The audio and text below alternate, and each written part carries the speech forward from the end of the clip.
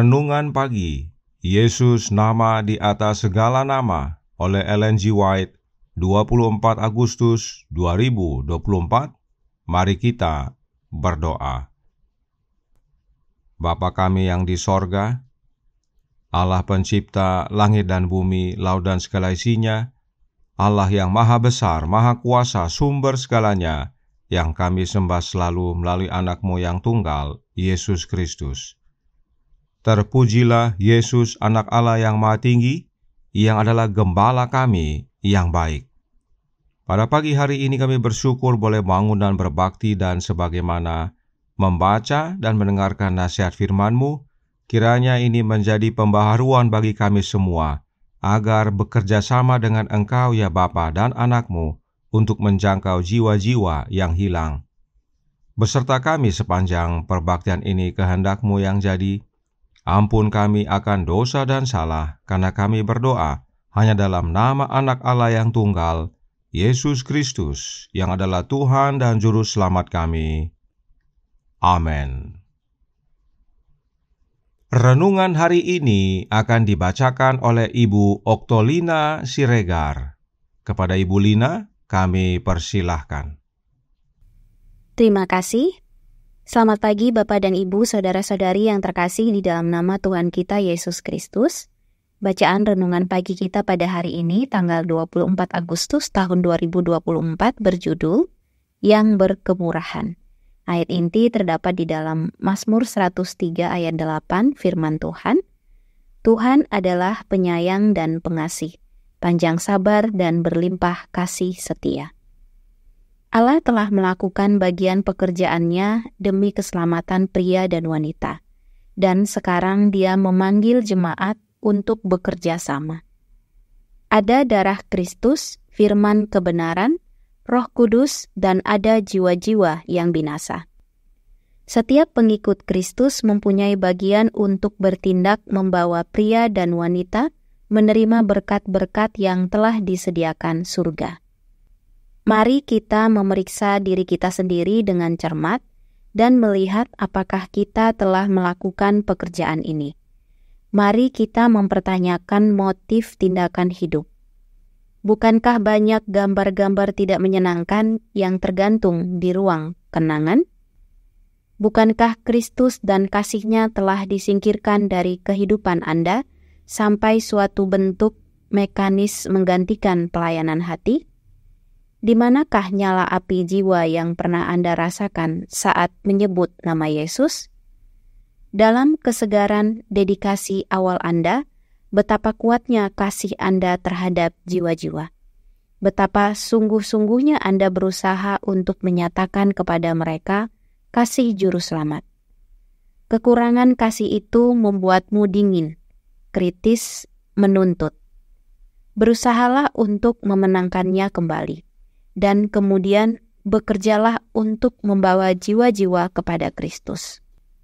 Jika Anda menolak melakukan hal ini, orang lain yang kurang memiliki terang dan pengalaman, serta lebih sedikit kesempatan, akan datang dan menggantikan Anda, dan melakukan apa yang selama ini Anda abaikan.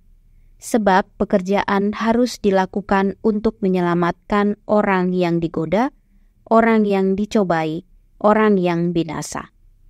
Kristus menawarkan pelayanan kepada gerejanya. Siapa yang akan menerimanya? Allah tidak pernah mengabaikan perbuatan baik, tindakan penyangkalan diri yang dilakukan jemaat di masa lalu. Semua terdaftar di tempat tinggi. Tapi ini tidak cukup. Hal-hal ini tidak akan menyelamatkan jemaat ketika jemaat berhenti memenuhi misinya. Jika pengabaian dan ketidakpedulian yang kejam yang terjadi di masa lalu tidak dihentikan, maka jemaat bukannya semakin kuat, malah akan terus merosot ke dalam kelemahan dan formalitas. Saudara-saudara, pelita Anda sendiri pasti akan berkedip-kedip dan menjadi redup, sampai padam dalam kegelapan, kecuali Anda melakukan upaya yang sungguh-sungguh untuk melakukan reformasi. Sebab itu, ingatlah betapa dalamnya engkau telah jatuh. Bertobatlah dan lakukanlah lagi apa yang semula engkau lakukan. peluang yang ada saat ini mungkin singkat. Jika masa kasih karunia dan pertobatan ini tidak berjalan dengan baik, peringatan akan diberikan. Aku akan datang kepadamu, dan aku akan mengambil kaki Dianmu dari tempatnya. Kata-kata ini diucapkan oleh Yang Panjang Sabar, yang berkemurahan. Dikutip dari buku The Review and Herald, 30 November 1886. Demikianlah bacaan renungan pagi kita pada hari ini. Terima kasih, Tuhan Yesus memberkati. Terima kasih atas penata layanan Ibu Lina. Tuhan Yesus memberkati. Selamat pagi saudaraku dalam Tuhan. Selamat Sabat. Roh Nubuat berkata dalam Testimonies for the Church volume 5 halaman 603 paragraf 2. Kristus datang untuk membawa keselamatan dalam jangkauan semua orang. Di atas kayu salib Kalvari, Dia membayar harga penebusan yang tak terbatas bagi dunia yang terhilang. Penyangkalan diri dan pengorbanan dirinya, kerja kerasnya yang tidak mementingkan diri sendiri, kerendahan hatinya, di atas segalanya, persembahan hidupnya, bersaksi tentang kedalaman kasihnya bagi manusia yang telah jatuh. Untuk mencari dan menyelamatkan yang terhilang, Dia datang ke dunia. Orang-orang yang paling bersalah, yang paling berdosa, tidak akan diabaikan. Pekerjaannya terutama ditujukan bagi mereka yang sangat membutuhkan keselamatan yang daripadanya. Semakin besar kebutuhan mereka akan reformasi, semakin dalam perhatiannya, semakin besar simpatinya, dan semakin tekun pekerjaannya. Dan salah satu contohnya adalah dalam buku yang sama halaman 603 paragraf 2 dikatakan, dalam perumpamaan tentang domba yang hilang digambarkan kasih Kristus yang luar biasa bagi mereka yang bersalah dan tersesat. Dia tidak memilih untuk tetap bersama mereka yang menerima keselamatannya, melimpahkan segala upayanya kepada mereka dan menerima rasa terima kasih dan kasih mereka. Gembala sejati meninggalkan kawanan domba yang mengasihinya dan pergi ke padang gurun, menanggung kesulitan dan menghadapi bahaya dan kematian untuk mencari dan menyelamatkan domba yang telah tersesat dari kandang dan yang pasti binasa jika tidak dibawa kembali. Setelah pencarian yang tekun, domba yang hilang itu ditemukan. Sang gembala meskipun menderita kelelahan, kesakitan, dan kelaparan, tidak meninggalkannya dalam kelemahannya untuk mengikutinya. Ia tidak mengusirnya, tetapi kasih yang mengagumkan. Ia dengan lembut menggendongnya di tangannya dan meletakkannya di bahunya, membawanya kembali ke kandang. Atas satu orang berdosa yang bertobat, sukacitanya lebih besar daripada sukacita atas 99 orang yang tidak memerlukan pertobatan. Oleh sebab itu, Roh Nubuat berkata dalam Review and Herald tanggal 30 November tahun 1886 paragraf 4. Pelajaran-pelajaran ini bermanfaat bagi kita. Kristus telah memerintahkan para pengikutnya agar mereka bekerja sama dengannya dalam pekerjaannya, agar mereka saling mengasihi sebagaimana Ia telah mengasihi mereka. Inilah yang renungan hari ini nasihatkan dalam Jesus Name Above All Names, halaman 250 paragraf 2. Allah telah melakukan bagian pekerjaannya demi keselamatan pria dan wanita, dan sekarang Dia memanggil jemaat untuk bekerja sama.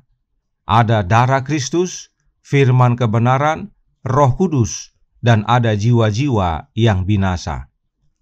Dalam bekerja sama dengan Allah untuk menjangkau jiwa-jiwa yang hilang, ada darah Kristus, ada firman kebenaran, dan ada Roh Kudus bagi kita. Apakah darah Kristus itu? Itu adalah lambang kematian Yesus yang menyelamatkan dunia ini. The Desire of Ages, halaman 51 paragraf 5 berkata, sebagaimana darah yang dipercikan pada tiang pintu telah menyelamatkan anak sulung Israel, demikian pula darah Kristus memiliki kuasa untuk menyelamatkan dunia. Bahkan, oleh kematian Yesus di kayu salib, setan dan kerajaan mautnya musnah. Jadi, dalam bekerja sama dengan Allah untuk menjangkau jiwa yang binasa, kita memiliki jasa-jasa Kristus yang menyelamatkan. Lalu, kita juga punya firman kebenaran. Firman adalah Yesus, dan Paulus katakan dalam Efesus 6 ayat 17 yang berbunyi, "Dan terimalah ketopong keselamatan dan pedang roh, yaitu firman Allah." Firman Allah, yaitu Yesus, adalah ketopong keselamatan dan pedang roh. Firman itu adalah roh, sebab memang Yesus berkata dalam Yohanes 6 ayat 63, "Rohlah yang memberi hidup, daging sama sekali tidak berguna. Perkataan-perkataan yang kukatakan kepadamu adalah roh dan hidup." Lalu, bagaimana dengan kebenaran? Yohanes 14 ayat 6 berkata, kata Yesus kepadanya, "Akulah jalan dan kebenaran dan hidup. Tidak ada seorang pun yang datang kepada Bapa kalau tidak melalui aku." Yesus adalah kebenaran, satu-satunya kebenaran, sebab hanya Yesuslah satu-satunya jalan kepada Bapa. Namun, Yohanes yang sama menuliskan dalam 1 Yohanes 5 ayat 1, "Inilah dia yang telah datang dengan air dan darah, yaitu Yesus Kristus, bukan saja dengan air, tetapi dengan air dan dengan darah. Dan rohlah yang memberi kesaksian, karena roh adalah kebenaran." Yohanes tuliskan bahwa roh juga kebenaran. Ingat, hanya satu kebenaran, yaitu Yesus. Karenanya, Yesus itulah roh. Sebab memang Yesus telah menjadi roh yang menghidupkan. 1 Korintus 15 ayat 45. Karenanya, Yesuslah Roh Kudus itu. Jadi, dalam menjangkau jiwa-jiwa yang hilang, kita punya jasa-jasa Kristus, kita punya firman kebenaran yang adalah Kristus, dan kita punya rohnya Kristus yang kudus. Karenanya renungan hari ini berkata dalam Jesus Name Above All Names, halaman 250 paragraf 5. Saudara-saudara, pelita Anda sendiri pasti akan berkedip-kedip dan menjadi redup, sampai padam dalam kegelapan, kecuali Anda melakukan upaya yang sungguh-sungguh untuk melakukan reformasi. Sebab itu ingatlah betapa dalamnya engkau telah jatuh. Bertobatlah dan lakukan lagi apa yang semula engkau lakukan. Peluang yang ada saat ini mungkin singkat. Jika masa kasih karunia dan pertobatan ini tidak berjalan dengan baik, peringatan akan diberikan. "Aku akan datang kepadamu, dan aku akan mengambil kaki dianmu dari tempatnya." Kata-kata ini diucapkan oleh yang panjang sabar, yang berkemurahan. Saudaraku dalam Tuhan, satu-satunya cara agar pelita kita tetap menyala adalah dengan memiliki minyak, yaitu Roh Kudus, yang adalah rohnya Yesus. Sebab waktu sudah semakin singkat, kita perlu bekerja sama dengan Allah dalam menjangkau jiwa yang hilang. Tidak cukup berbuat baik, tidak cukup sangkal diri. Kita harus bekerja bagi Tuhan dalam mencari domba-domba yang hilang. Yang panjang sabar dan berkemurahan, yaitu Yesus Kristus, masih memberi kita kesempatan. Jangan sia-siakan, terima rohnya, dan jadilah saksinya yang penuh kuasa.